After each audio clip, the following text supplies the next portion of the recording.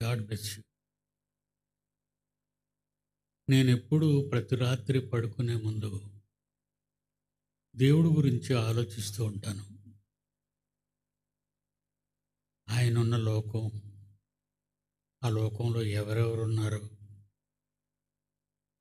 దేవుడు మన గురించిన ఆలోచనకు ఎప్పుడు కలిగింది, ఆయన మన గురించి ఆలోచిస్తుంటాడా, అక్కడ ఎవరుంటారు, ఏవైనా ఎవరితో చెప్తాడు. ఒంటరిగా ఉన్న దేవుడు. మామూలుగా ఆలోచిస్తే సృష్టి కార్యక్రమం మంది, మన కోసం చేశాడు. ఇది సృష్టి కార్యక్రమం. దానికి ముందు దేవుడు మన గురించి ఆలోచిస్తూనే ఉన్నాడు అనడానికే అదే నిదర్శనం. మన గురించి ఆలోచిస్తున్నాడు ఆయన. దేవుడు ఒంటరిగా ఉన్నప్పుడు ఏం ఆలోచించుంటాడు? నేను బేస్ పెట్టకండి, ట్రిపుల్ పెట్టండి, బేస్ పెట్టకండి. ప్రియులారా, ఒంటరిగా ఉన్న దేవుడు ఏం ఆలోచిస్తాడు అని ఆలోచిస్తున్నాను నేను. ఒంటరిగా ఉన్న దేవుడు ఏం ఆలోచిస్తుంటాడు మన కోసం. ఇప్పుడు ప్రారంభంలో దేవుడు సంతోషంగా ఉన్నాడు అని నేను అనుకున్నా. నాకు 75 ఏళ్ళు వచ్చిన దేవుడు ఇప్పుడు సంతోషంగా లేడు అనేదే నాకు తోస్తుంది. అంటే ఆయన పీస్, సమాధానం కానీ, ఆయన ఆనందం కానీ ఈరోజు ఆయనలో లేదు. మన వలన, మన కోసం. ఇంక ఈయన ఇలా మరి సంతోష్ చెప్తుంటే ప్రపంచం ఇంతగా చెడిపోయింది. పూర్తిగా ప్రపంచం చెడిపోయింది. చెడిపోయిన ప్రపంచాన్ని చూస్తూ ఎలా తట్టుకుంటున్నాడు అని ఆలోచిస్తూ ఉంటానండి. అలా ఆలోచించినప్పుడు రోమీయులకు రాసిన పత్రికలో 1వ అధ్యాయం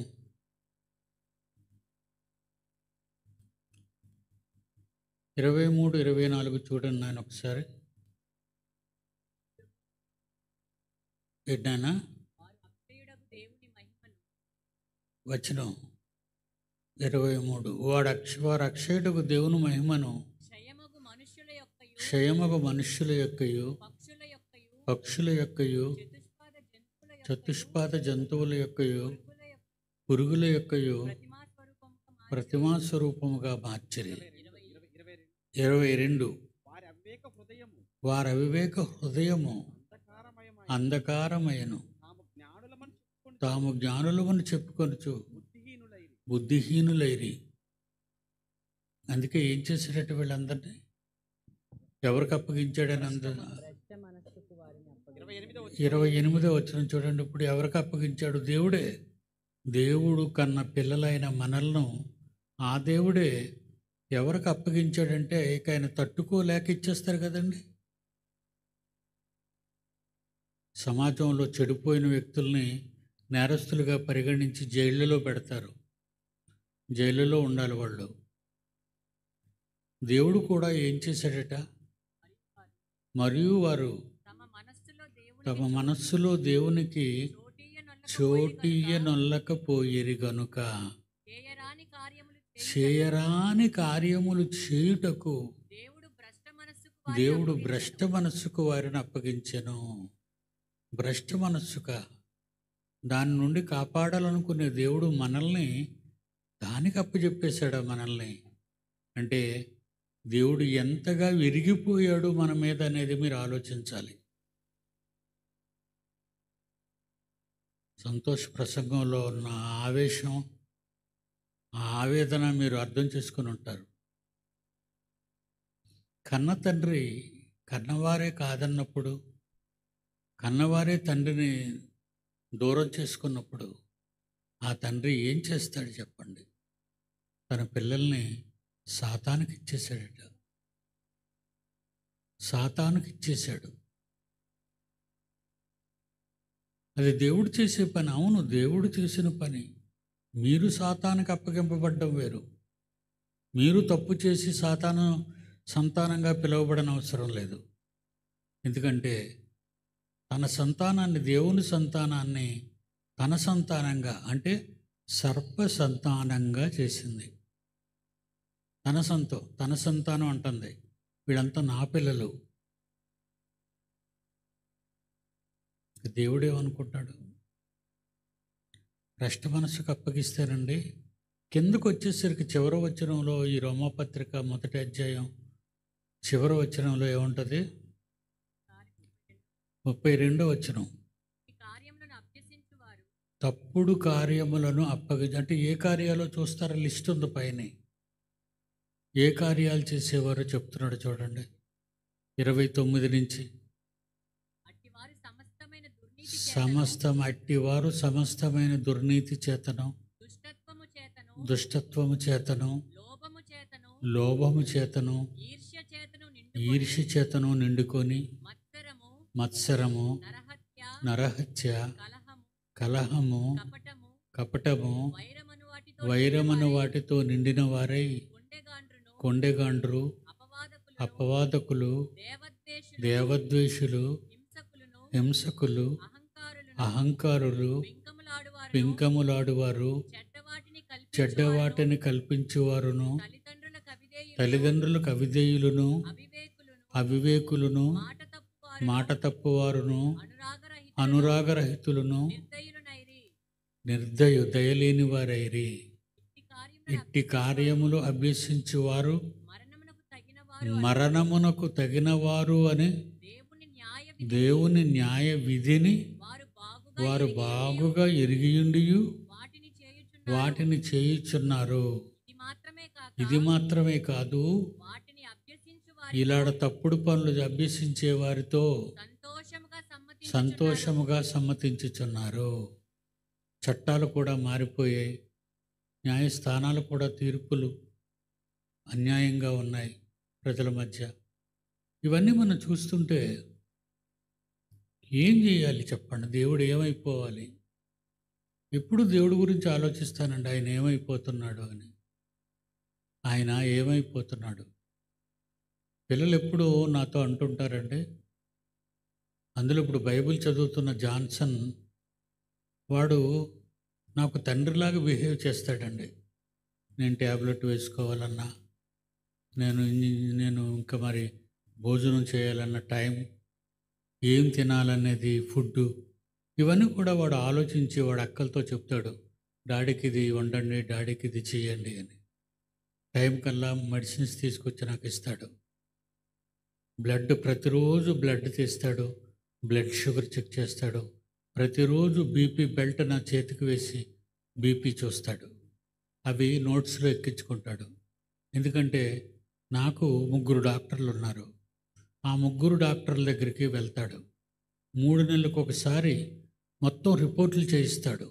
అన్ని టెస్టులు, ఇంచుమించు టెస్టులకి మా ఫ్యామిలీ అందరికీ టెస్టులు చేయించేస్తాను ఎలాగున్న రేట్ అని. ఒక 25,000 రూపాయల వరకు టెస్టులకు ఇవ్వాలి. బ్లడ్ తీసుకుంటారు, యూరిన్ తీసుకుంటారు. 3 నెలలకు ఒకసారి టెస్టులు చేయిస్తాడు. వాడే పిలిపిస్తాడు. బ్లడ్ తీసుకునే వాళ్ళని ఇంటికి రప్పించి తెల్లవారు 6 గంటలకే కూర్చోబెట్టి నాకు బ్లడ్ తీసుకొని, యూరిన్ తీసుకొని వెళ్ళిపోయి సాయంకాలం కల్లా రిపోర్ట్స్ ఇస్తే, ఆ రిపోర్ట్స్ పెట్టుకొని మరుసటి రోజు 3 డాక్టర్ల దగ్గరికి వెళ్తాడు.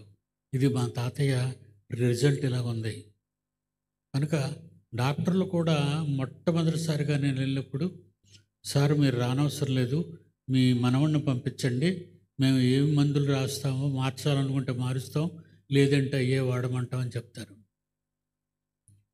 నా గురించి ఒక చిన్నవాడు, మళ్ళా నేను కన్నవాడు కాదు వాడు, మళ్ళా నా కుమారుడు మోజెస్ తిరుపతిలో ఉంటాడు, తిరుపతి కాలేజీ. అది వాళ్ళ అబ్బాయి వాడు చిన్నప్పుడు తీసుకొచ్చి అప్పచెప్పాడు నాకు. చాలా చిన్నవాడు, ఆర్బీసీలో అప్పచెప్పాడు అప్పుడు.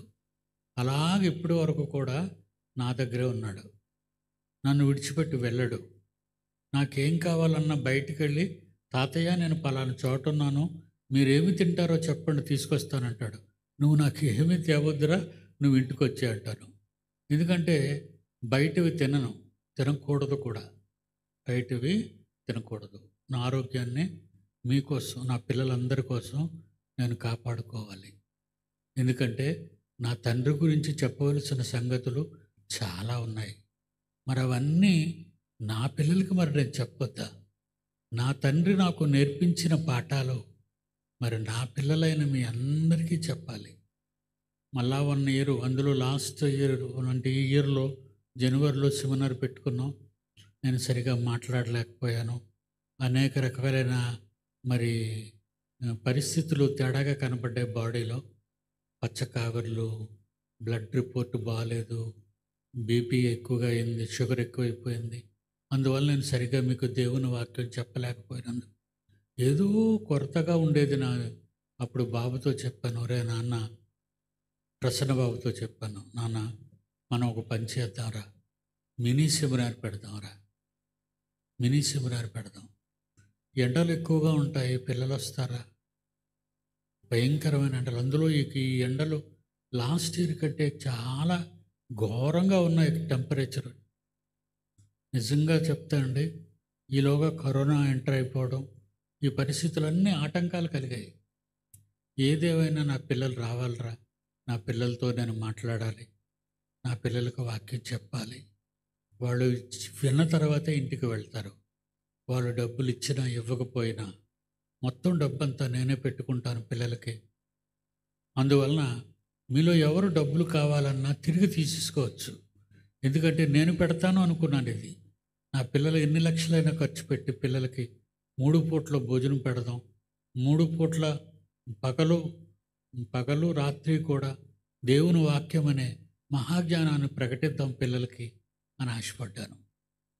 అలాగా టెస్టులు చేయిస్తాడు. అంత చిన్న పిల్లవాడు. భూమి మీద వాడికి తాతగా ఉన్న నా గురించి ఎంత ఆలోచన. వాళ్ళ అమ్మతోని వెళ్ళు, వాళ్ళ నాన్నతోని వెళ్ళు. వాళ్ళ నాన్న వేళ వాడిని చూసి నమస్కారం చేస్తున్నాడు. ఒరే నీకు నమస్కారంరా అని నా కాళ్ళ దగ్గర కూర్చున్నాడు. వాళ్ళ నాన్న నా కాళ్ళు పట్టుకున్నాడు. కూర్చోనైనా అన్నాను.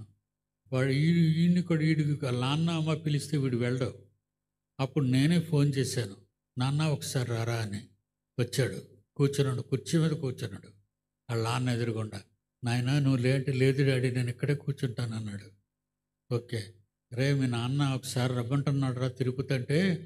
వాడు అంటాడండి, ఏమన్నాడు, మంచి మాట అన్నాడు. జాన్సన్ ఏమన్నాడంటే, నేను మీకు అపాయింట్మెంట్ ఇవ్వాలి, నేను మీ దగ్గరికి రావాలంటే నేను అపాయింట్మెంట్ ఇవ్వాలి, చూడు డాడీ ఎలాగంటున్నాడు, చూడు డాడీ అని వాళ్ళ తండ్రి అంటున్నాడు. దేవుని పిల్లలారా, ఈ విషయం నేను ఎందుకు చెప్పానంటే, భూమి మీద ఎవరో కన్న బిడ్డ తాతగా నా గురించి ఇంతగా ఆలోచిస్తూ ఉన్నాడంటే, ఇంతకంటే గొప్పగా ప్రేమించినటువంటి మన కన్న తండ్రి పరలోకంలో మన కోసం ఎదురు చూస్తున్నాడే. ఆయన కోసం ఎవరు ఆలోచిస్తున్నారు? అదండి నా తపన. నా పిల్లలు ఆలోచిస్తారు. ఈవేళ మరి నాన్న సమ్మర్లో పెట్టాము, మనం పిల్లలకి ఏమైనా అన్యాయం చేశామా? శరీర అనారోగ్యాలు, జ్వరాలు. అందులో విశాఖపట్నంలో ఉన్నటువంటి సంఘ పిల్లలందరూ కూడా మీకంటే ముందు వారం రోజులు ముందు వచ్చేసాం మేము ఇక్కడికి. ఈ పరిసరం అంతా 6 మాసాలుగా అలాగ పడుంది అశుభ్రంగా. దీనిని 6 రోజులు మగపిల్లలు ఆడపిల్లలు కష్టపడి వర్షంలో తడుచుకుంటూ ఈ మైదానాన్ని ఇలా శుభ్రం చేశాడు. ఈ హాల్స్ అన్నీ తడిగుడ్డ పెట్టారు, ఇవన్నీ సిద్ధం చేశారు. మార్కెట్కి వెళ్ళి సామాన్లు తెచ్చారు, రైస్ వేయించారు, నూనె డబ్బాలు తెప్పించారు. పిల్లలందరూ కష్టపడ్డారు. మేము పడిన కష్టం అంతా మీకోసమే. నా కొడుకుతో అన్నాను, ఏనన్నా మరి ఏరా పిల్లలు ఇలా బాధపడుతున్నారు, మరి జ్వరాలు వచ్చేసాయి, డాక్టర్ వచ్చి అందరికి ఇంజక్షన్లు ట్యాబ్లెట్లు ఇచ్చాడు, అది కూడా చూసాం, మరి వచ్చే సంవత్సరం మానేద్దాంరా అన్న. అప్పుడు వాడు అంటాడు, డాడీ జనవరిలో రావటం అందరూ వస్తారు డాడీ, ఇప్పుడు దేవుణ్ణి నిజంగా ప్రేమించిన వారే వస్తారు అన్నాడు. నాకు వెంటనే అండి షాక్ అయ్యానమాట. నిజమేనాయన, నువ్వు అన్న దాంట్లో నిజం ఉంది. నిజంగా దేవుని మీద భయభక్తులు గలవారు మా తాతయ్య మాట్లాడతాడో వినాలి అని. ఇక్కడికి రాగానే నేను దినాన్ని నేను చూడడానికి వస్తుంటాను, కర్ర పట్టుకొని వస్తుంటాను. 3 పిల్లలు బళ్ళారి నుంచి వచ్చారు, చిన్న పిల్లలు వాళ్ళు. 13 ఏళ్ళు, 5 ఏళ్ళు, 6 ఏళ్ళు. ఒకడు వచ్చాడు నా దగ్గరికి, తాతయ్య నమస్కారం తాతయ్య అంటే నమస్కారం అన్నాను. అప్పుడు పిల్లలిద్దరు అంటున్నారు, తాతయ్య మీ వెనకాతల పులి ఉందా లేదే అని అడుగుతున్నాడు. నా వెనకాతలు ఉన్నది పులి కాదురా, సింహం అన్నాను. ఏది తాతయ్య అంటే నా వెనక లేదేంటిరా అన్నాను. లేదు తాతయ్య అన్నాడు. అయితే అడవిలోకి వెళ్ళిపోయిందిరా అన్నాను. నిజంగా వాడిని చూడగానే నాకు 2 కళ్ళు చెమర్చాయండి. నా చిన్నపిల్లలు, నా పిల్లలు వాళ్ళు, నా పిల్లలు మీరు, మీకు పుట్టిన పిల్లలు వాళ్ళు. వాళ్ళు నా దగ్గరకు వచ్చి వాళ్ళ తాత సింహంతో కనబడుతున్నాడు వాళ్ళకి. నిజంగా ఇంత చిన్న పసి హృదయంలోనే మీ పిల్లలకు నా మీద ఎంత ప్రేమను పెంచారే, అందుకు నేను మీకు రుణస్తుడిను. చాలా సంతోషపడుతున్నాను. మీరు విన్నవారు మాత్రమే కాదు, మీ పిల్లల్ని కన్నవారిని బట్టి మీ పిల్లల దేవుని వాక్యంలో పెంచేవారు అని సంబరపడుతున్నాను, చాలా సంతోషపడుతున్నాను. ఇలాంటి భయంకరమైన ఎండల్లో మీ చిన్న పిల్లలందరినీ తీసుకొని వచ్చారు. నాకు చాలా ఆనందంగా ఉంది. దేవుని పిల్లలారా, మరి నేనే ఇంత మిమ్మల్ని చూసి ఇంత సంబరపడుతుంటే నేను అనుకుంటాను, ప్రపంచంలో 850 కోట్లు, ఇప్పటికున్న ప్రపంచ జనాభా సుమారు అంత అలాగ అనుకుందాం, 850 కోట్ల మంది పిల్లల్లో నిజంగా దేవుని ప్రేమించే వాళ్ళు ఎవరైనా ఉన్నారంటే మీరు తప్ప ఇంకెవ్వరూ లేరండి. నిజంగా చెప్తున్నాను, నేను మిమ్మల్ని పొగడ్డం కాదు, మీరు తప్ప నిజంగా ప్రభువును ప్రేమించే వాళ్ళు 850 కోట్ల మందిలో 850 మంది ఉన్నారంతే. నిజమండి. లేకపోతే మీకు ఎంత ప్రేమ, మీ కన్న తండ్రి మాటలు వినడానికి వచ్చిన వారు మీకెంత ప్రేమ. దేవుడు మిమ్మల్ని బట్టి, నన్ను బట్టైనా మన కన్న తండ్రి మిమ్మల్ని చూసి సంతోషించాలి. నా పిల్లలైనా మిమ్మల్ని చూసి ఆనందించాలి. మీ పిల్లలను చూసి సంతోషించాలి. మీ పిల్లలు కూడా ఆయన చూసి సంతోషించాలి. ఈ తరంలో, నా తరంలో పుట్టిన మీరందరూ కూడా, నాకు పిల్లలుగా పుట్టిన మీరందరూ కూడా, మీ పిల్లలు కొన్ని తరాల వరకు, క్రీస్తు వచ్చినంత వరకు మీ కొరకు, మన కొరకు, నా కొరకు, తండ్రి కొరకు మీ పిల్లలు నిలబెట్టండి. మీరు నిలబడండి, వారిని నిలబెట్టండి. ఓకేనా? అలాగా దేవుడు ఒంటరిగా ఉన్న ఆ లోకంలో దేవుడు ఆలోచిస్తుంటాడు, ఇవే ఆలోచిస్తాడండి. ఇప్పుడు నేనేం చెప్తున్నానో అది ఆలోచిస్తుంటాడండి ఆయన. ఇప్పుడు నా కొడుకు ఏం చెప్తాడు, నేను అంటున్నాను, నేనేం చెప్పాలో నాకు చెప్పు తండ్రి, నేను నీ పిల్లలకి చెప్తాను అని అడుగుతున్నాను వారం రోజులుగా. నేనేం చెప్పాలో చెప్పు తండ్రి, నీ పిల్లలకి నేను చెప్తాను. నేను ఒంటరిగా ఉన్నాను తండ్రి, నా చేతనైనంత వరకు సంతోషాన్ని మీకు ఇవ్వటానికి నా పిల్లలు నేను కలిసి ఉంటాం. 3 రోజులు కలిసి ఉంటాం. 3 రోజులు మీ నోట నుండి వచ్చిన మాటలనే నా పిల్లలు చెప్తారు. నా పిల్లలే ఇప్పుడు బోధకులుగా మారిపోయారు.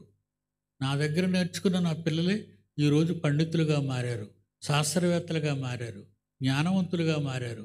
లోకజ్ఞానం వెర్రెక్కింది ప్రపంచానికి. సంతోష మాటల్లో విన్నారు. లోకం పిచ్చెక్కింది, అదేం మాట్లాడుతుందో వాళ్ళకే తెలియటం లేదు. ఇకపోతే సత్యశీలరావు నా కుమారుడు మంచి టాపిక్ రాశాడు. ఎంత మంచి టాపిక్ అంటే, యూదులు 3వ ప్రపంచ యుద్ధానికి కారణం అవుతారని అనుమానించాడు ఆయన.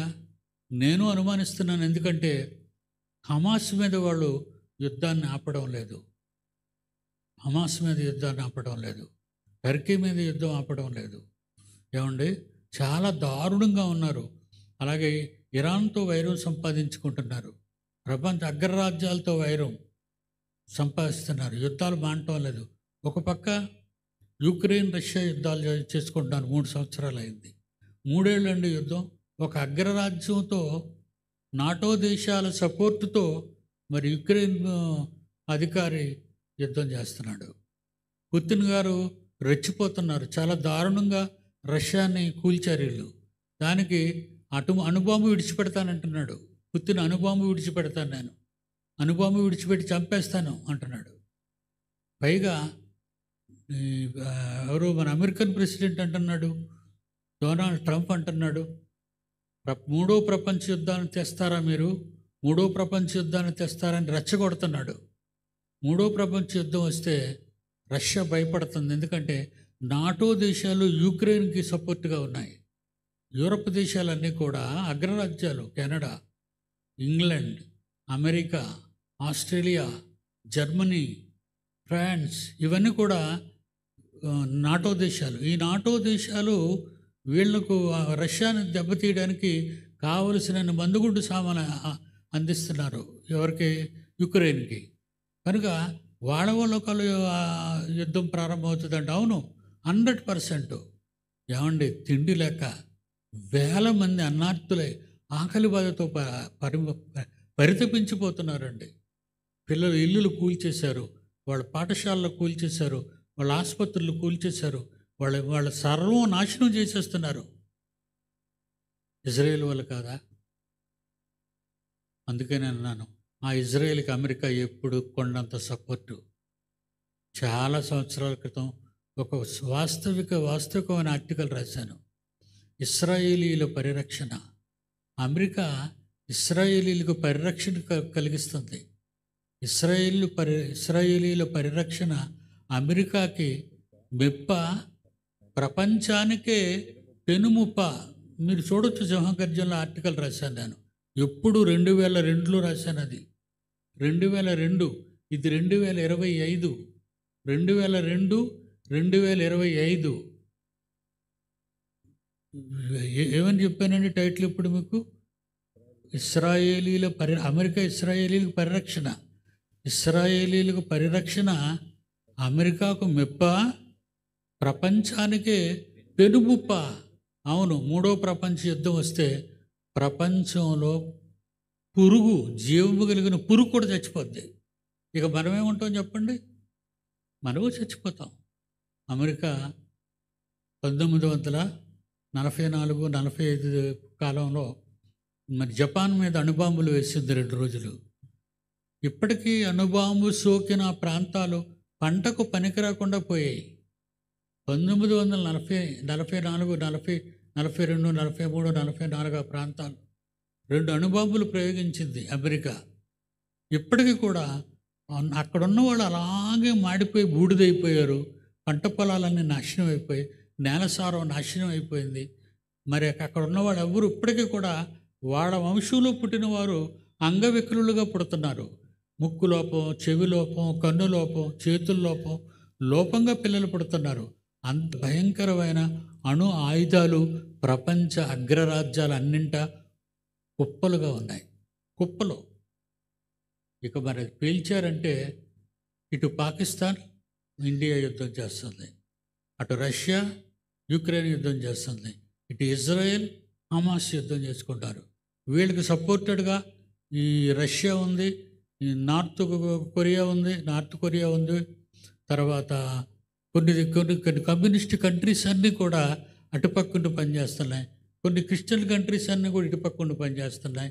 ఈ ఇద్దరు పోట్లాడుకుంటే వీళ్ళునే మానుతారంటే వీళ్ళు క్రైస్తవులైనా వీళ్ళు మానరు, క్రైస్తవులు కాకపోయినా వాళ్ళు మానరు. చస్తే చచ్చిపోతామని తెగించేస్తున్నారు. 3 ఏళ్ళు ఇంకా తట్టుకుంటున్నారంటే, యుద్ధాలు చేసుకుంటున్నారంటే ఇంక వీళ్ళని ఎవరు ఆపుతారు? మనకే ఇది బాధగా ఉంది, మనకే ఇది బెంగగా ఉంది. అమ్మా, ఏమైపోద్ది ప్రపంచం అంతా ఇంకా మారలేదు. ఎవరితో చెప్పినా వింటం లేదు. బయటికి వెళ్ళి చెప్తే కొడుతున్నారు. ఇప్పుడు అంతే కదండి, క్రైస్తవులు కొడుతున్నారు, వాక్యం చెప్తే కొడుతున్నారు, లెంపలు వేస్తున్నారు, బైబిల్ని చింపేస్తున్నారు, కరపత్రాలు జల్లేస్తున్నారు. మన ఆంధ్రాలో, తెలంగాణలో మరీ ఘోరంగా ఉంది పరిస్థితి. క్రైస్తవులకు కష్టాలు. దేవుని పిల్లలారా, ఇప్పుడు కన్న తండ్రి ఎలా ఉంటాడు చెప్పండి? ఏమని అడుగుతాం? తండ్రి యుద్ధాలు మానిపోమని అడుగుతామా దేవుణ్ణి? ఆయన బానిపించగలడా? ఆయన నాశనం చేయగలడు. ఆయన నాశనం చేయగలడు. వీరేమి నాశనం చేస్తారు? ఆయన తలుచుకుంటే ఒక్క క్షణంలో బూడిదైపోతుంది ప్రపంచం అంతా. ఒక్క క్షణం బూడిదైపోవటానికి. అలాంటిది ఆయన నాశనం చేయగలడు కానీ మార్చలేడు. మార్పు నీలో ఉంది, నీ హృదయంలో ఉంది, నీ ఆత్మలో ఉంది. నీ శరీరాన్ని మార్చటం. ఆలోచించండి దేవుని పిల్లలారా. నా దేవుడా, నువ్వు ఒంటరిగా ఏం చేస్తున్నావు అంటే ఏడుస్తున్నావు కదా. ఏడుస్తాడా దేవుడు? ఏడుస్తాడని బైబిల్లో అంతా చూశారు ఎప్పుడైనా? ఏనాయనా? ఇర్మియా గ్రంథం 13వ అధ్యాయం 17వ వచనం. ఇర్మియా గ్రంథం 13వ అధ్యాయం 17వ వచనం. వచ్చారా కుర్చీ పెట్టుకొని ఇక్కడికి? అయినను మీరు ఆయన మాట వినకపోతే మీ గర్వాన్ని బట్టి, మీ గర్వం అహంకారం, మీ గర్వం అహంకారాన్ని బట్టి నేను చాటున ఏడ్చెదను. భార్య అని భర్త ఎప్పుడైనా కోపం వచ్చి కొట్టాడు అనుకోండి, అప్పుడు ఎదురుగుండా ఏడవదు, వంటగదిలోకి వెళ్ళి తలుపు చాటున నిలబడి కన్నీరు కారుస్తూ ఉంటుంది. గట్టిగా ఏడిస్తే పక్క వాళ్ళు కనబడితే మా ఆయన్ని తప్పుగా అనుకుంటారని సంసారపక్షమైనటువంటి సాంప్రదాయం కలిగిన ఆడవాళ్ళు చాలా బాధపడిపోతుంటారు. తలుపు చాటుకెళ్ళి మన దేవుడు ఏడుస్తున్నాడట. ఎక్కడికి వెళ్ళి? చాటున. ఏ మామూలుగా ఏడొచ్చుగా ఆయన అక్కడ చాటున ఎక్కడ ఏడ్చాడంటే, కోటాను కోట్లు దేవదూతలు ఉన్నారు. వాళ్ళేమనుకుంటారు ఈయన ఏడిస్తే? కోటాను కోట్లు దేవదూతలు. వాళ్ళెవరు? సర్వసైన్యాధిపతులు. సర్వసైన్యాధిపతులు. అందుకే యెహోవా సైన్యం. ఇదంతా దేవుని సైన్యాలు. ఫరోను తలకిందులు చేసేయంటే దేవుని సైన్యాలే కదా. పురుగులా, రక్తమా, పాములా, ఎన్ని అద్భుతాలు చేశాడు. పిడుగులా, సంహారక దూత ఎన్ని ప్రయోగించాడు. 10 ప్రయోగించాడు. దెబ్బతో ఫరో పొగరనిగిపోయింది. అలాగ ఆయన చేయలేడా ఇప్పుడు? ఎందుకంటే యేసు వచ్చాడు. యేసు వచ్చాక ఆయన మాటిచ్చాడు యేసుకి, నేనేం చేయను నాన్న, నేనేం చేయను.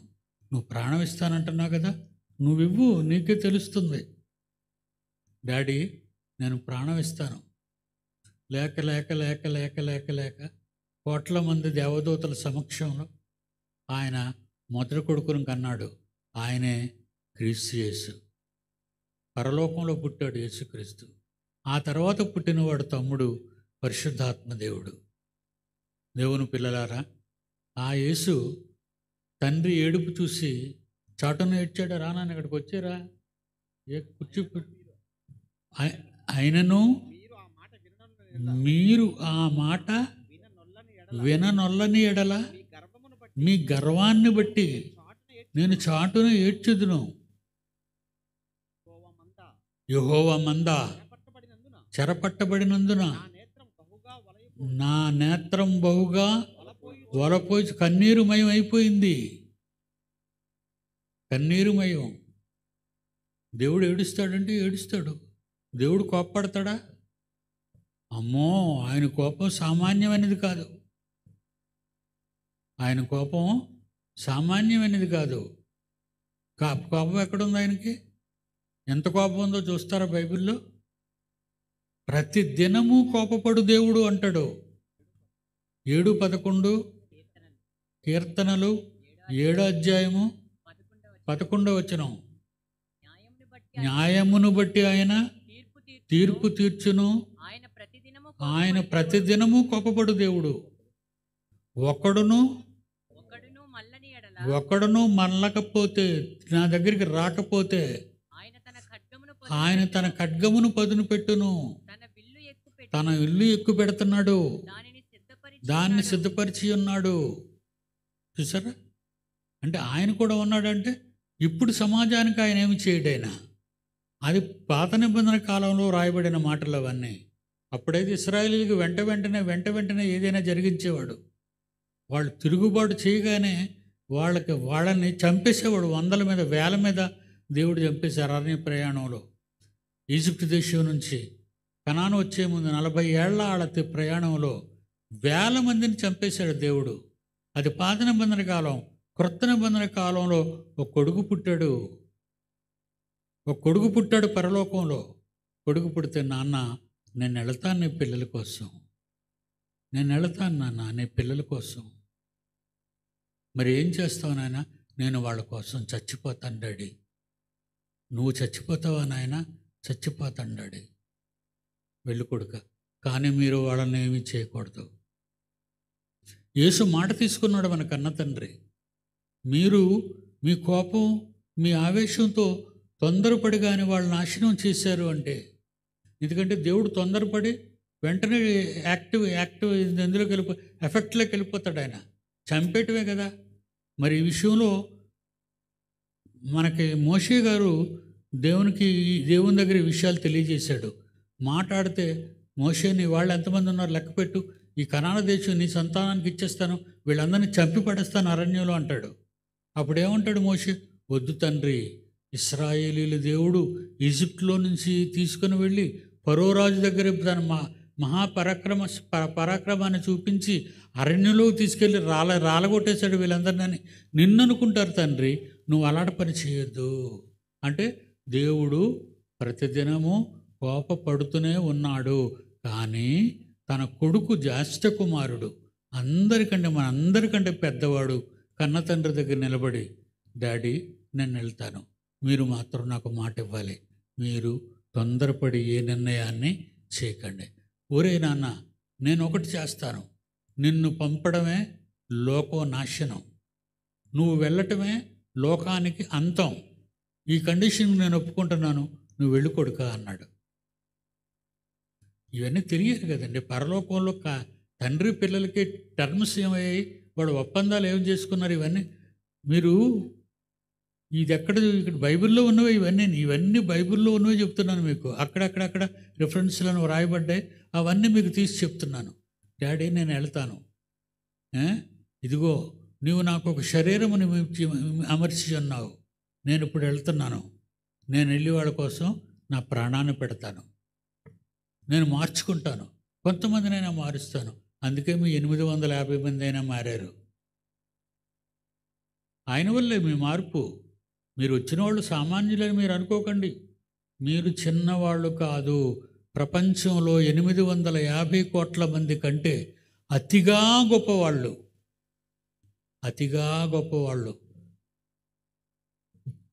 చాలా గొప్పవాళ్ళు. మీరు ఒక్కసారి ఆలోచించండి. మీరు పాపులు అనే సంగతి మర్చిపోండి. ఒక్కసారి ప్రసంగం విన్న తర్వాత మీరు ఎవరో ఆలోచించండి. మన కోసం ఏం చేస్తున్నాడు ఆయన? శరీరాలు పరలోక వాతావరణానికి సరిపోయిన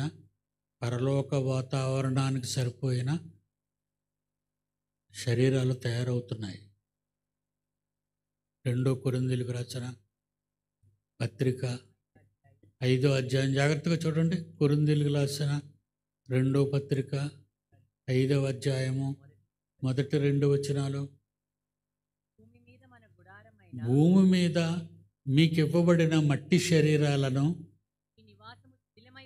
ఈ మట్టి శరీరాలు శిథిలమైపోయి, ఎందుకంటే మట్టిలో కలిసిపోతాయి, శిథిలమైపోయినను మనుష్యులు ఎవరైనా చేతితో చేసినవి కాకుండా దేవుడే తన చేతులతో మరలా మీకు పరలోకంలో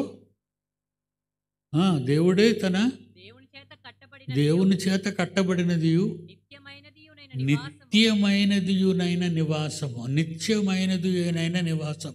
అంటే యేసుక్రీస్తు వారికి ఉన్న నిత్యమైన నివాసము, పరిశుద్ధాత్ముడు కూడా రాబోయే నిత్య నివాసము. ఎందుకంటే ఆయన మనతోనే భూమి మీద ఉన్నాడు. తర్వాత కొడుకు ఆయనే కదా. డాడీ అన్నయ్య వెళ్ళిపోయాడు, మరి నువ్వు నాయనా నీకు విశ్రాంతి లేదు కదా. సృష్టి పుట్టినప్పటి నుంచి నిన్ను సృష్టి మీద నువ్వు కొంచెం జాగ్రత్తగా పరిశీలించాలి. అక్కడ నేను మానవులకు సరిపోయే లోకాన్ని సృష్టించబోతున్నాను, భూమి ఆకాశములు సృష్టించాను, ఇప్పుడు మానవునికి అనుకూలంగా మార్చబోతున్నాను వాటన్నిటి మీద నువ్వు జాగ్రత్తగా పర్యవేక్షణ చేయాలి. అందుకే ఆయన భూమి ఆకాశంలో సృష్టించిన తరువాత దేవుని ఆత్మ అగాధ జలములపైన అల్లాడుచుండెను. అప్పటికి మనం పుట్టలేదు, అప్పుడు ఆయన ఆత్మ, పరిశుద్ధాత్మ దేవుడు 2000 సంవత్సరాల క్రితం వాతావరణాన్ని, మన ప్రకృతిని కాపాడుతున్నాడు. చిన్న కొడుకు పనిలో ఉన్నాడు, పెద్ద కొడుకు పనిలోకి వచ్చాడు, ఇద్దరూ ఒప్పుకున్నారు తండ్రి దగ్గర. ఇప్పటికీ పరిశుద్ధాత్మ దేవుడు పాత నిబంధన కాలం తర్వాత తండ్రి దగ్గరికి వెళ్ళిపోయిన తర్వాత మరలా క్రొత్త నిబంధన కాలంలో అపోస్తుల కార్యాల్లో 2వ అధ్యాయంలో మళ్ళా వచ్చేసాడు ఆయన. మీకు తెలుసు, అపోస్తులు 12 మంది మేడగదిలో ఉన్నప్పుడు పరిశుద్ధాత్మ దేవుడు అగ్ని జ్వాలలు విభజింపబడినట్టుగా అపోస్తుల్లో వారిలో ఒక్కొక్కరి మీద వాలగా వారందరూ పరిశుద్ధాత్మతో నిండిన వారై అనేక భాషలు మాట్లాడారు. ఆ రోజు ఆ మాటలు విన్నవారు 3,000 మంది క్రైస్తవులయ్యారు. ఆ రోజు 3,000 మంది ఉన్నారు. ఈరోజు 850 మంది వచ్చారు. అదండి లెక్క. కరెక్ట్గా లెక్క పెట్టాం మనం ఇప్పుడు. ఆ రోజు వచ్చింది 3,000 మంది. ఆ 3,000 మందికి పరిశుద్ధాత్మ వస్తాడా? కిందకి చదవండి, 2వ అధ్యాయం 38, 39.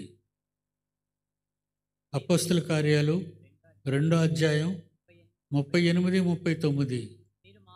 మీరు మారు మనసు పొంది పాపక్షమాపణ నిమిత్తము ప్రతివాడు యేసుక్రీస్తు నామమున బాప్తిసం పొందండి, అప్పుడు మీరు పరిశుద్ధాత్మ వరమును పొందుదురు. అమ్మయ్య. అంటే పెంతుకొస్తు పండుగ దినమున, అంటే క్రీస్తు శకం 33. క్రీస్తు శకం 33లో పరిశుద్ధాత్మ దేవుడు భూలోకానికి వచ్చాడు. అంతవరకు ఎక్కడున్నాడు? తండ్రి దగ్గర ఉన్నాడు. సృష్టి కార్యక్రమాన్ని పర్యవేక్షిస్తున్నాడు. సృష్టి కార్యక్రమాన్ని ఎప్పటికీ పరిశుద్ధాత్మ దేవుడు సృష్టి కార్యక్రమాన్ని పర్యవేక్షిస్తున్నాడు. యేసుక్రీస్తు మన మధ్యకు వచ్చి 33 సంవత్సరాలు ఉండి మన కోసం ప్రాణం పెట్టి తండ్రికి ఇచ్చిన మాట నెరవేర్చి తండ్రి దగ్గరికి వెళ్ళిపోయాడు. తండ్రిని వాదారుస్తున్నాడు. నాయన వెళ్ళిపోతావా? మోషే నేను చంపేస్తాను ఇశ్రాయేల్. వద్దు తండ్రి, వద్దు వద్దు వద్దు అని ఎలా బతిమాలుతాడో. నిజంగా అరణ్య ప్రయాణంలో మరి మోషే గారికి దేవుడితో ఉన్న బంధం. అందుకే దేవుడు నా ఇల్లంతటిలో మోషే సాత్వికుడు, నమ్మకమైన వాడు, ఎన్ని మాటలు మాట్లాడాడు మోషే గురించి. భూమి మీద ఉన్న తన పిల్లల గురించి గొప్పగా చెప్పుకునేవాడు. మీ దేవుడే, మన దేవుడే, మనం నమ్ముకున్న దేవుడే మన గురించి గొప్పగా చెప్పుకుంటున్నాడు. మనం ఏమనుకుంటాం? ఎక్కడున్నాడా దేవుడు, ఏమైపోయావా దేవుడు అని మనం అడుగుతుంటాం. చాలా తప్పు ఆ మాట. దేవుడు మన కూడా ఉన్నాడు, మనతోనే. ఈరోజు మన మధ్యన ఉన్నాడంటే మీరు నమ్మగలరా? ఈరోజు మన మధ్యన ఉన్నాడంటే మీరు నమ్మగలరా?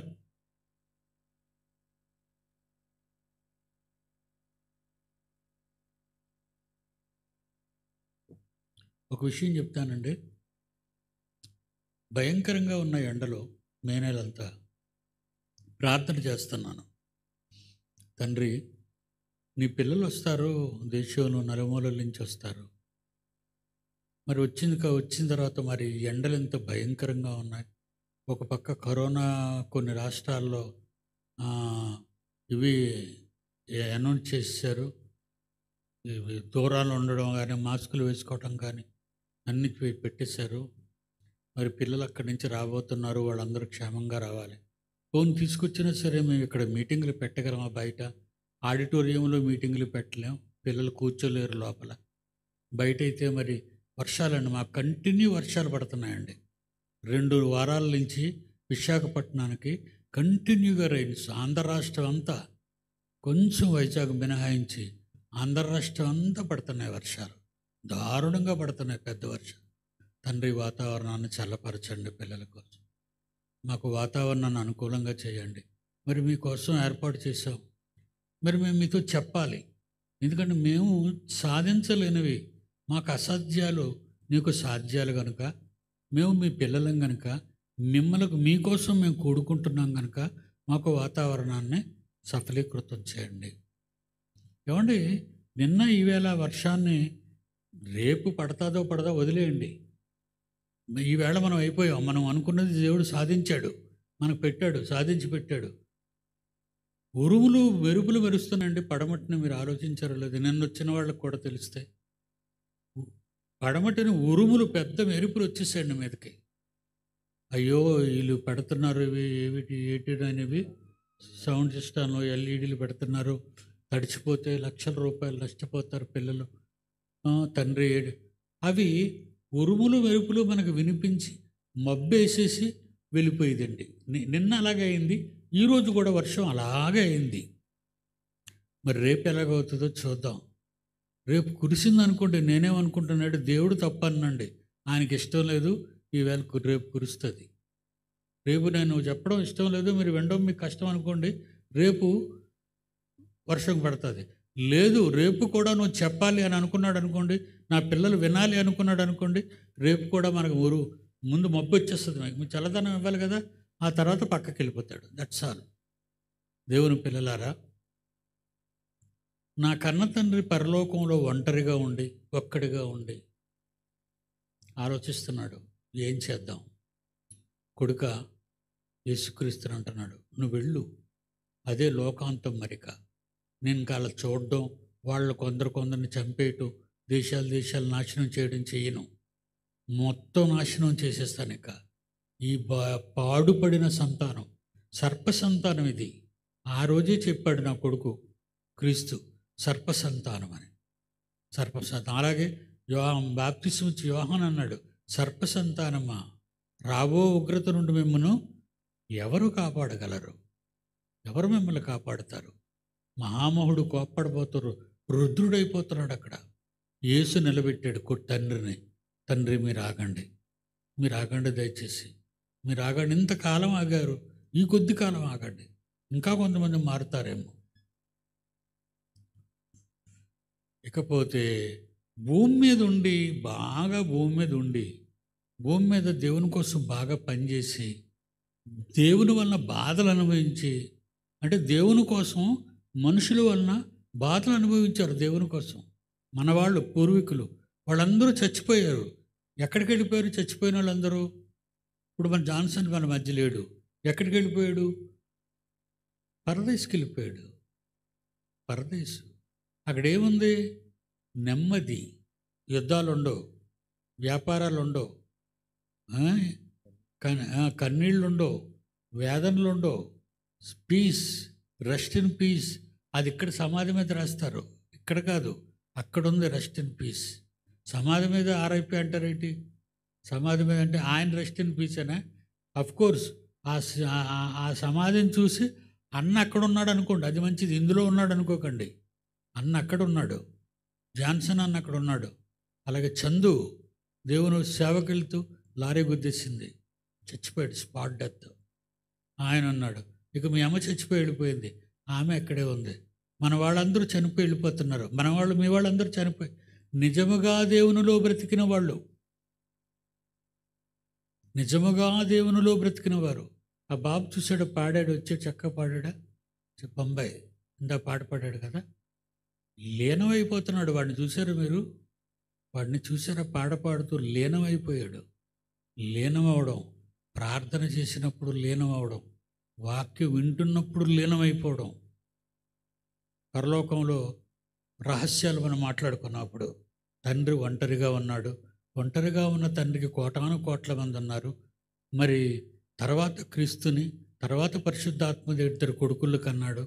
తండ్రి కొడుకులిద్దరూ పరలోకంలో ఉన్నప్పుడు మరి పరిశుద్ధాత్మ దేవుడు ముందుగా మరి వాతావరణాన్ని తన స్వాధీనంలో ఉంచుకోవటం, ఆ తర్వాత క్రీస్తు లోకానికి రావటం 2000 సంవత్సరాల క్రితం మన కోసం మహాజ్ఞాన గ్రంథాన్ని, ఇదిగో ఈ జీవ గ్రంథాన్ని మనకి ఇవ్వటం, మనకు చెప్పించటం, ఆ తర్వాత విప్లవాన్ని ప్రారంభించడం. ఆ విప్లవంలో అనేక మంది మీలాంటి వాళ్ళు, ప్రారంభ క్రైస్తవ్యం క్రీస్తు శకం 33 నుంచి మీలాంటి వాళ్ళు బయలుదేరారు. సర్వలోకానికి వెళ్ళి సర్వ సృష్టికి సువార్తకి మీరు ప్రకటించండి అని చెప్పేశాడు వెళ్ళిపోయే ముందు క్రీస్తు అపోస్తులతో. మీరు వెళ్ళండి, ఇక మీరు ఇక్కడే ఉన్నారు కదా, ఇక సర్వలోకానికి మీరు వెళ్ళాలి, మీ మాటలు వెళ్ళాలి. ఇప్పుడు సర్వలోకానికి మాటలు వచ్చాయి. 2000 సుమారు ఇప్పుడు 2025. ఇందులో 33 సంవత్సరాలు తీసేయండి. 2025లో 33 తీసిస్తే నంబర్ కరెక్ట్గా చెప్పండి ఆయన. 2020, ఈవేళ 2025 సంవత్సరం. ఇందులో 33 సంవత్సరాలు తీసేయండి. 1992 సంవత్సరాల క్రితం, 1992 సంవత్సరాల క్రితం మార్కు సువార్త 16వ అధ్యాయం. ఎక్కడికి వెళ్ళమంటున్నాడు చూడండి, మీ ఉన్న ఊర్లో చెప్పేయండి అన్నాడా? 15వ వచనం. మార్కు సువార్త 16వ అధ్యాయం 15వ వచనం. మీరు అపోస్తలులు, మిగిలిన వారు, ఆపై వచ్చిన వారు, ఆ తర్వాత తరంలో పుట్టినవారు, ఆ తర్వాత తరంలో పుట్టినవారు, ఆ తర్వాత తరంలో పుట్టినవారు, మీరు మీరు మీరు మీ- మీరు ఇప్పుడు మీరు మీరు మీ పిల్లల్ని మార్చారు. అదే నెరవేరుతుంది చూడండి. అదే నెరవేరుతుంది. మీ పిల్లలు కూడా అదే భక్తిలో పెరుగుతున్నారు దేవుని విషయంలో. మీరు మీరు ఏమన్నాడు? మీరు సర్వలోకానికి ఏమండి అపోస్తులు వాళ్ళు ఏం వెళ్తారండి 12 మందిని సర్వలోకాన్ని అమెరికా వెళ్ళగలరా? ఆ రోజుల్లోనే అపోస్తుడైన పౌలు ప్రయాణాలన్నీ సముద్రంలో ప్రయాణం ఆపదలు, అరణ్యంలో ప్రయాణం ఆపదలు, కపట సహోదరులో ప్రయాణం ఆపదలు, దెబ్బలు, ఏ, దెబ్బలు, పస్తులు, బట్టలు లేనితనం, చలి, దిగంబరత్వము, ఇంత కష్టపడ్డారు. ఎక్కడికి వెళ్ళినా ప్రయాణం నడక. ఈరోజు విమానాలు వచ్చాయి, లేటెస్ట్ టెక్నాలజీ వచ్చింది.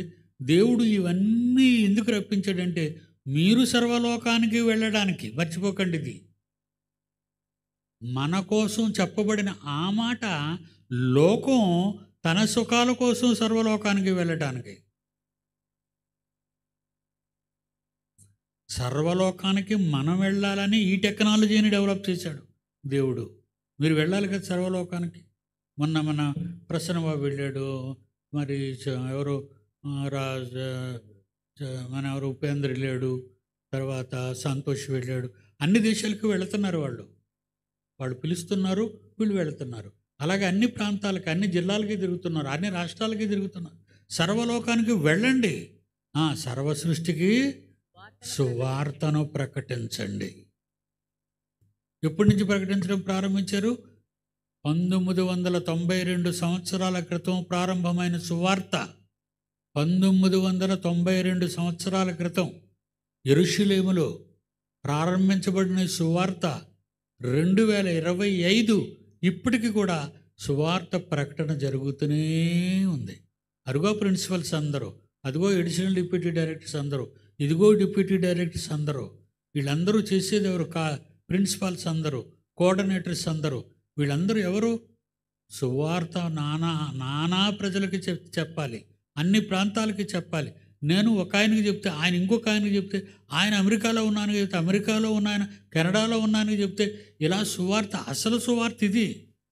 ఏసే దేవుడు, ఏసే నమ్మండి, ఏసుని నమ్మండి అనటం వలన అంటే మీ దేవుడు రైటా, మా దేవుడు తప్ప అనే తలపోటులు తయారవుతున్నాయి ఈ మధ్య. దేవుడు గురించి చెప్పేటప్పుడు ఇలాంటి సందర్భాలతో చెప్పాలి మీరు జాగ్రత్తగా. దేవుడు, కుమారుడు, పరిశుద్ధాత్మ దేవుడు కోపాన్ని ఆపాడు, క్రీస్తు కార్యక్రమాన్ని చేయటానికి భూమి మీదకి వచ్చాడు. దేవుడికి మాట ఇచ్చి ప్రాణం పెట్టాడు, సర్వవాక్యాన్ని వీళ్ళకి చెప్పి వెళ్ళాడు. ఆ తర్వాత వెళ్ళిపోయే ముందు అపోస్తులు పిలిచాడు, నేను ఇక వెళ్ళిపోతున్నాను, నేను వస్తాను, మరలా వస్తాను. నేను ఎలా వస్తాను అన్నాడు? త్వరగా వస్తాను అన్నాడు. ఎలాగన్నాడండి? త్వరగా అంటే 1992 సంవత్సరాల తర్వాత త్వరగా అంటారా? 1992 సంవత్సరాల తర్వాత త్వరగా అంటారు ఎవరైనా? కాదు. త్వరగా వస్తాడు. ఎప్పుడు? సర్వలోకానికి, సర్వ సృష్టికి సువార్తను ప్రకటిస్తే వస్తానన్నాడు. ఇది మనం ఎక్కడ ప్రకటించాం? మనం ఇక్కడ ఉన్నోళ్ళు మన సర్వలోకానికి వెళ్ళలేదు. మన దగ్గరగా ఉన్న, మన ప్రక్కన ఉన్న ప్రాంతాలన్నిటికీ, పల్లెలకి, గ్రామాలకి వెళ్ళి మనం చెప్తున్నాం. That's all. అది మీ ధర్మం. మీరు అంతవరకే వెళ్ళగలరు, అంతవరకే చెప్పగలరు. చెప్పండి, పర్వాలేదు. మరి నా తండ్రి గురించి చెప్పడానికి నేను నిలబడి నేను చెప్తాను. తండ్రి పిల్లలు ఉన్నా లేకపోయినా, పిల్లలు ఇచ్చినా ఇవ్వకపోయినా, మేము ఎంత అంటాం, ఇచ్చినా ఇవ్వకపోయినా మేము చేస్తాం. నేను చేస్తాను, పిల్లలందరికీ అన్నం పెడతానన్నా. చెయ్యాలి. చేయకపోతే ఎలాగా? నా పిల్లలకి మరి నేను ఏం చెప్పాలి? ఈ 3 రోజులు ఇంత కార్యక్రమాన్ని, ఇంత వెలుగుమయమైనటువంటి ప్రాంతాన్ని మీకోసం తయారు చేసి, మీకు మంచి వంటగాళ్ళని రప్పించి వంటలు తయారు చేయించి మీకు పెట్టాలి. ఎందుకంటే మన సంతోష్ చెప్పడంలో బయటవి తినకండి, అది మీకు అంత మంచిది కాదు. బయట ఏది మాకే డబ్బులు రావు, అందుకే మీరు అక్కడికి వెళ్ళకండి అన్నామని మీరు అనుకోకండి, మమ్మల్ని అపార్థం చేసుకోకండి. మీ ఆరోగ్యం చాలా ముఖ్యం. ఎందుకంటే కరోనా కూడా ఉంది, చాలా జాగ్రత్త. మళ్ళీ పరాయాళ్ళ దగ్గరికి వెళ్ళి దగ్గరగా మాట్లాడాలో, మీరు బయటికి వెళ్ళి ఏమి చేయకండి అలాంటి పనులన్నీ. లోపల ఉండండి. లోపల ఉన్న వాళ్ళంతా కూడా దేవుని గూటిలో ఉన్నారు. ఈ గూటిలో ఉన్నవాళ్ళు జాగ్రత్తగా ఉండండి. కనుక నేను మీకు వాక్యం చెప్తున్నాను. మీరు మీ తర్వాత వాళ్ళ తర్వాత ఎలా మీరు ఉన్నంత కాలం, చనిపోయినంత వరకు దేవుని వాక్యాన్ని ప్రకటించటమే. పౌలు బ్రతికినంత కాలం మన కోసమే బ్రతికాడు. ఆయన మన కోసమే జీవించాడు. కనుక దేవుని పిల్లలారా, దేవుడు మనకి ఏం చేశాడట? ఇప్పుడు అక్కడ ఏం చేస్తున్నాడు? ఇక సరే నాయన కొడుకుతో చెప్పాడు, సరే నాన్న నేను ఒక పని చేస్తాను, ఈలోగా నువ్వు కూడా తొందరగా వెళ్ళి వచ్చేసి తొందరగా వచ్చేయమన్నాడు కొడుకుని. ఎందుకంటే ఆ కొడుకుని వదిలి ఉండలేడు ఆయన. అర్థంగా నేను నా పిల్లల్ని మిమ్మల్ని వదిలి ఉండగలనా? అప్పుడే 6 మాసాలు అయింది రప్పించాను. నేనన్న అలాగా ఆయన కొడుకుని ఉండలేక, నాయన తొందరగా వచ్చారా నాన్న, మరి నా ఆయుష్కాలం ఎంత ఇస్తున్నావు తండ్రి? 33 చాలు కదరా, 33, 33.5 చాలు, అడ్జస్ట్ అయిపో. అదేంటి దేవుడా, అదేంటి తన నాన్న, నువ్వు మరి ఆరోగ్యం ఉంటే 70 అన్నావు, మరి అధిక బలం ఉంటే 80 అన్నావు, మరి నాకు బొత్తిగా 33 ఇస్తే ఎంత? మరి నేను అక్కడ ఎక్కువ కాలం ఉండాలి. వద్దురా నాయన, నిన్నాళ్ళు మంచోళ్ళు కారు, నిన్నాళ్ళు మాటికి కొండ మీద వెళ్ళి తోసేయాలనుకున్నారు, నిన్ను కొట్టేయాలనుకున్నారు, దొంగచాటుగా చంపేయాలనుకున్నారు, ఆ హేరోదును పుట్టినప్పుడే చంపేయాలనుకున్నాడు. వాళ్ళంతా హత్య చేసేవాళ్ళు రా, వాళ్ళంతా నరహంతకులు. వచ్చే కొడుకు నువ్వు అక్కడ ఎక్కువ కాలం ఉండొద్దు, నిన్ను చంపటమే సిలువ మీద క్రూరంగా చంపారు వాళ్ళు, నువ్వు అక్కడ ఉన్నావంటే ఇంకా ఏదైనా చేస్తారు, నువ్వు తొందరగా వచ్చాడు. అయితే వచ్చేస్తాను డాడీ అన్నాడు. అంతే, 33 సంవత్సరాల మధ్య ఉన్నాడు, వెళ్ళిపోయాడు. ఏమండి, పరలోకంలో తండ్రి, 2 కొడుకులు, కోటాను కోట్ల మంది దేవదూతల దగ్గర ఉంటారు కదా. ఈ మన గురించి మాట్లాడుకుంటుంటే మీరు ఏమనుకుంటున్నారు చెప్పండి? ఇప్పుడు మీరు ఎప్పుడైనా మన గురించి అలా మాట్లాడుతున్నారని అనుకుంటారా? వాళ్ళు నీ కోసం మాట్లాడుతున్నారని తెలీదు, నువ్వు లోకం కోసం మాట్లాడుతున్నావని నీకు తెలుసు. దేవుడు మన కోసం మాట్లాడతాడు. మాట్లాడే మాట ఒకటి చదివి ఈ వేళకు ముగించి రేపు మళ్ళీ మొదలెడదాం పాఠాన్ని. యెషయా గ్రంథం 6వ అధ్యాయం